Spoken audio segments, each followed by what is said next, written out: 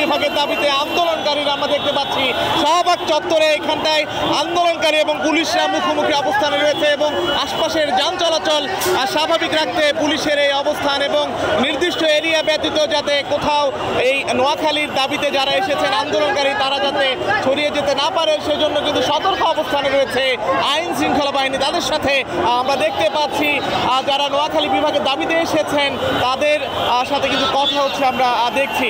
দর্শক এই মুহূর্তে আমরা যেমন দেখতে পাচ্ছি পুলিশকে দেখে কিছুক্ষণ পরপর আসলে উত্তেজনা বিরাজ করছে নোয়াখালীবাসীর যে দাবি সেই দাবির প্রেক্ষিতে এবং কিছুক্ষণ পরপর আসলে স্লোগানে উত্তাল হয়ে উঠছে শাহবাগ এই এলাকা এবং এখন দেখতে পাচ্ছেন মুহুর্মুহু স্লোগানে কিন্তু ভরে উঠছে এই পুরো এলাকা।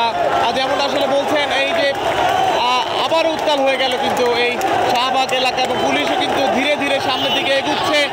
যে প্রজন্ম চত্বর বার্ডেন হসপিটাল অর্থাৎ পিজি হসপিটালের যে সামনের ফটোটি রয়েছে অর্থাৎ প্রজন্ম যে চত্বরটি রয়েছে সেই চত্বরের সামনে এখন অবস্থান করছে পুলিশ এবং তার সাথে নোয়াখালী বিভাগের দাবিতে আন্দোলনরত মানুষরা।